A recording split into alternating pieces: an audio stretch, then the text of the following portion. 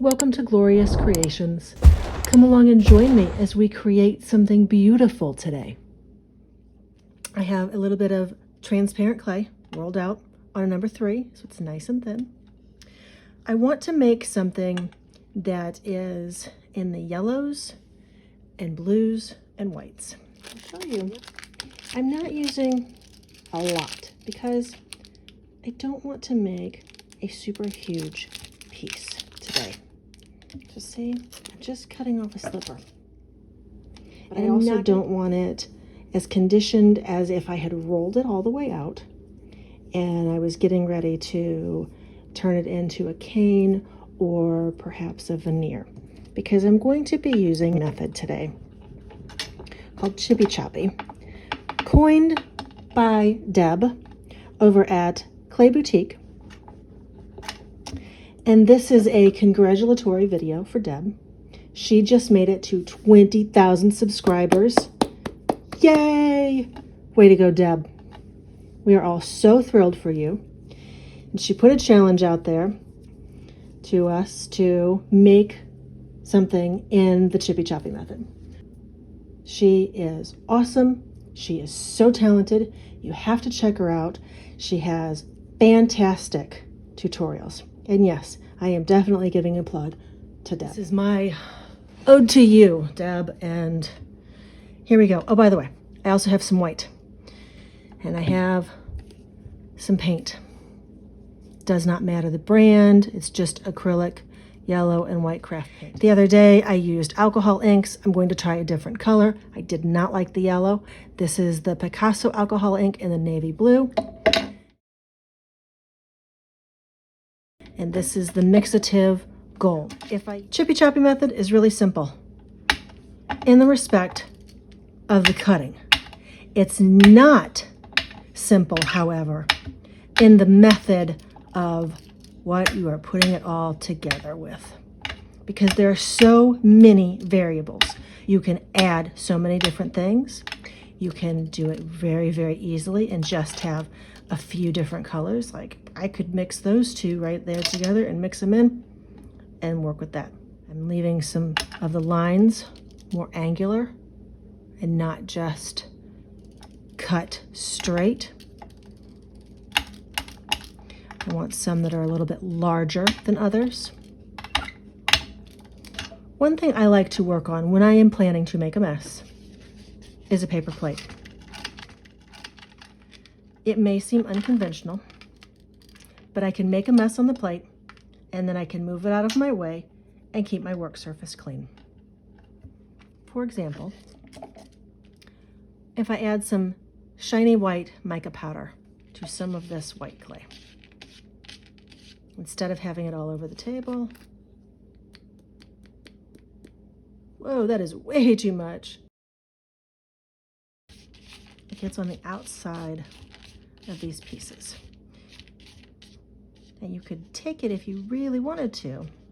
Take a couple of these pieces that we just cut up and mix it in just by going like that. And then the mica powder will get inside the clay. Take a little bit of translucent clay, chop it up. This I'm going to mix in with this white that I just chopped up over here.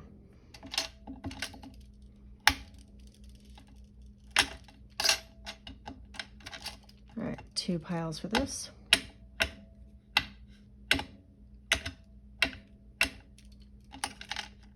This one's going to get a little paint, a white paint, and this one's going to get a little yellow paint.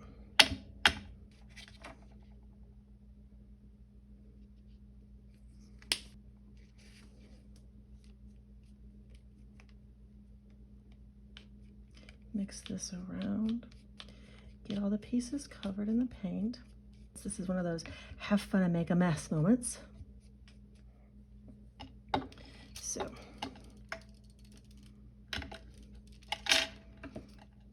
this guy, I'm going to roll out just a little bit and bring him over here.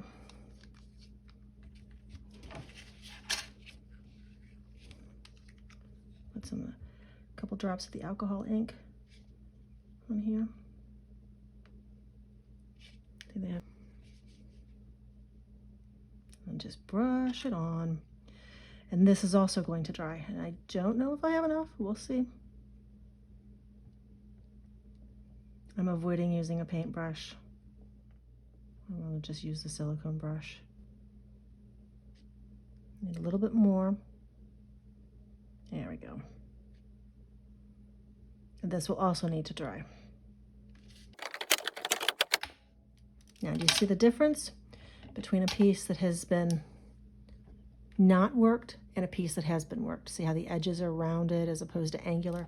Now, granted, these angular pieces, once we start mixing all this together, will soften. They will roll in on themselves just a little bit, and that's okay. Move these around a little bit, help them dry, get them into different spots so they're not just sitting here sticking to the paper plate. You do need to be aware of that. Let's move these guys around a little bit. Yeah, they're trying to stick. The white on this.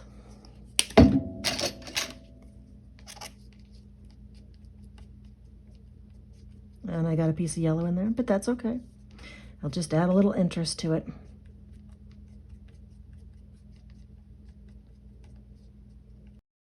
These are very subtle details that you don't notice right away, but once you are working on the piece and putting it together as your final piece, you'll see little veins of things running through stuff and little tiny details that'll make you go, oh, there it is. That's why I added that mica powder, or that's why I put that metal leaf in there, or that's why I added the paint. Because you just never know what kind of little spark or detail it will give to something. And sometimes it's just that piece, that unexpected detail that you need to something that can send it right over the edge, as opposed to just being, it needs something else, but I can't quite put my finger on what it is. So I'm gonna let these dry. I'll be back. I'm gonna chop this gold up as well. But you don't need. Hey guys, one thing I wanted to show you is what the alcohol ink looks like on the clay when it is still just on the surface versus when you have mixed it up and it's inside the clay, but it's not completely mixed up. Can you see the swirls in there? And then I chopped it up a little bit. So see, just take it and you mix it up. And I know my fingers are a mess, but that's part of the process, part of the journey. I'll clean them. They'll be all right. And then you just chop it up. And when you do that, then it gets inside. And it looks all cool. I did an alcohol ink in the navy blue while the other paint was drying. So I will mix that up for you. All the paint is dry. So I'm going to add these back in, the white paint. Make sure and separate your pieces so they don't all stick together. Some of our original plain white and translucent. The gold, some of the blues. Mix that in, but it's sticking to itself, so I'm going to try and separate the pieces a little bit. With the white paint on here, the white with the mica powder, the translucent with the white paint, and then you know what, why not, let's just dump the rest of the clear on there and then mix it up. Oh, the one thing I did not tell you that you might need is some liquid polymer clay. Sorry, I forgot about that. Chop it up just a little bit more. Okay, so far I am happier with this at this stage than I was with it yesterday. Okay, liquid clay. Because we've added this stuff to it, it won't stick to itself quite as well. I do think I'm going to add a little bit of metal leaf in here as well.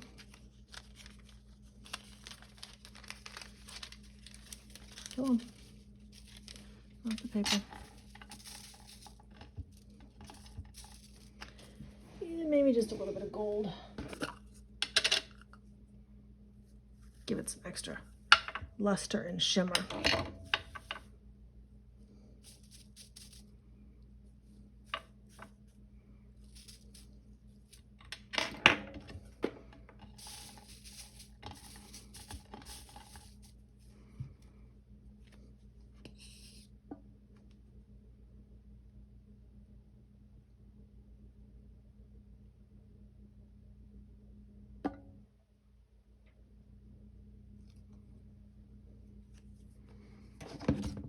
A little bit of everything but the kitchen sink. Throw in a little bit of glitter. And mix it up. And then start adhering it back together. That's what the polymer, liquid polymer clay is for. It essentially acts as your glue. Think about like Elmer's glue when you were a kid in school, right? It's basically what it's going to do for you. Because we've added so much stuff to the polymer clay, it does not want to stick to itself anymore. So you've got to give it a little bit of help.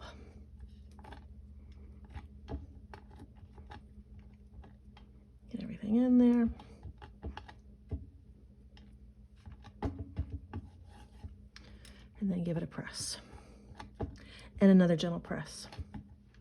Another one.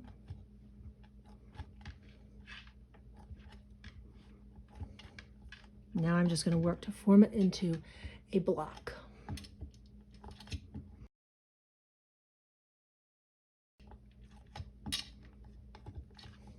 Yep, there's a piece stuck to my finger there.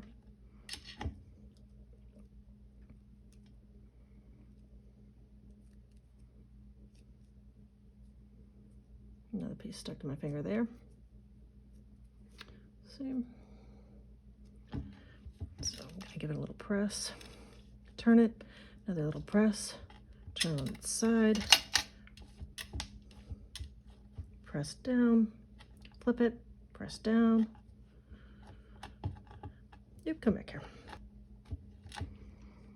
Didn't think all that clay that we had there, that little bit, would turn into that much, did you? Isn't surprising?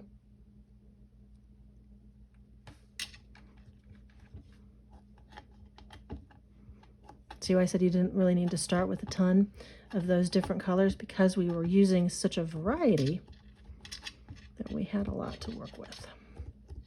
All right.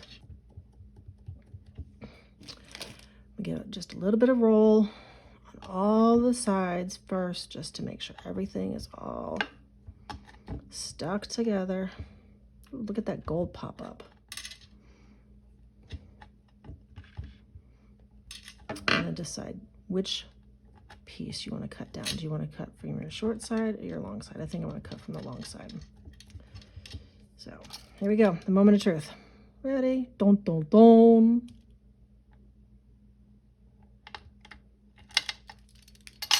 There we go. That's looking good. I'm liking it. So, got my thin strip here, rolled out on a number 3, with a number 0 being my thickest. I could take it a little bit thinner. Yeah, I think I'll take it a little bit thinner. I think I'm gonna take it down to a 5.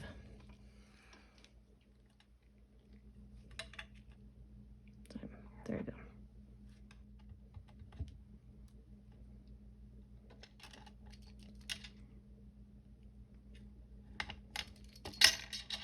Cut that one a little bit thin.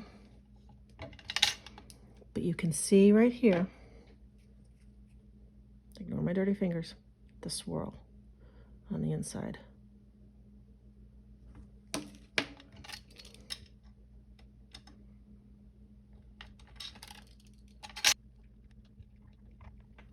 Just lay it on your backing sheet. You don't have to lay it on a backing sheet. You could do it a piece that's double-sided. So when you cut into it, you see both sides. So if we find one that we really like, we might do that. Let's see, maybe this one. Cut it a little bit thicker. That's pretty. Look, you can see the white paint show up in this one. There's the alcohol ink. I like it. I think I'll make this one my double-sided.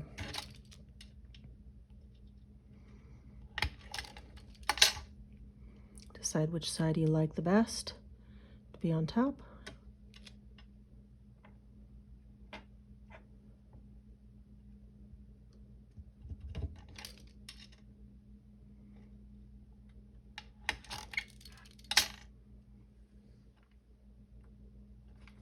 Isn't that cool?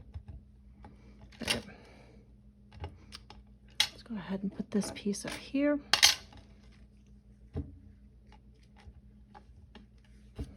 Okay, I'm gonna roll it out for you. Gently. You're not applying a ton of pressure right now. See how it just spreads the clay out, moves it? What we're going for here is not to have the clay stick to your roller, but to lengthen out the clay, bring it all to the same level so it's all nice and smooth, so you don't have thicker spots and some that are thinner. It's already moving up off my backing clay up here. I shouldn't have gone that close to the edge. I'm going to take this. I'm not going to go like this because I don't want to cut into the clay, and I'm not going to go like this because it'll just move it. So gently shimmy underneath. Free it from the table.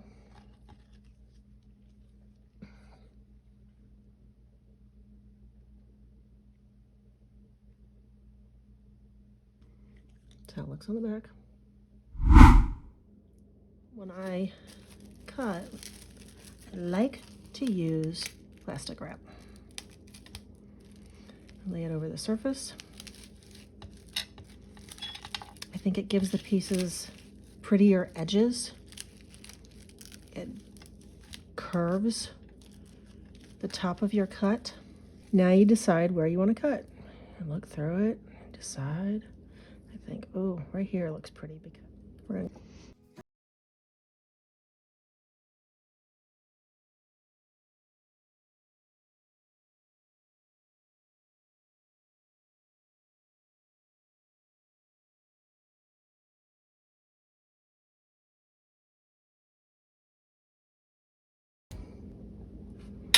Okay. Yes, I know there's more there that can be cut, but for now, we're just gonna pull this off. Almost got it. Just shimmy underneath to raise up your pieces. Now, one of the cool things that you can do with clay like this, because it is not a consistent pattern, is you can take your scraps and you can kind of stick them back together a little bit. And sometimes you get the most interesting pieces from your scraps than you do from where you started. So just for sake of argument, I will show you what I'm talking about. And we will do those in a different shape so we can definitely distinguish them. This guy. Still in the ovalish shape, but has a little bit of a twist to it. Let's go over here. Get some of this guy. And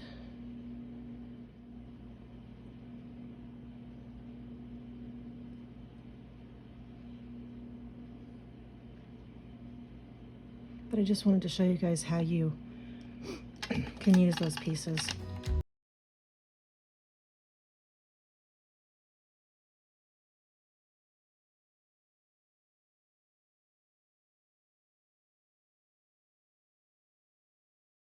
Back. Here they are resined. I'm going to show you 3 different variations. This first one is the resin with just a plain back. And there's the translucent. This one looks so cool with those little speckles showing through. Now say you didn't want your back to look like this. Say you wanted it to have a little bit more sparkle or pizzazz. It's easy enough. Add a little glitter.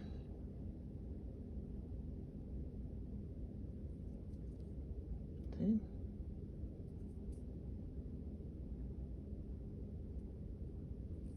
I love them. I'm very happy. This one is still my favorite. Love that little spot right there. The ones that do not have any backing clay on it. See, and you can see the white paint come all the way through here.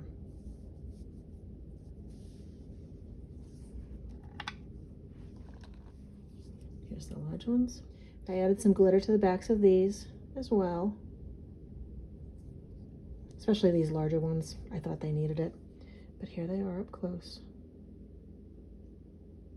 They're pretty. And these guys,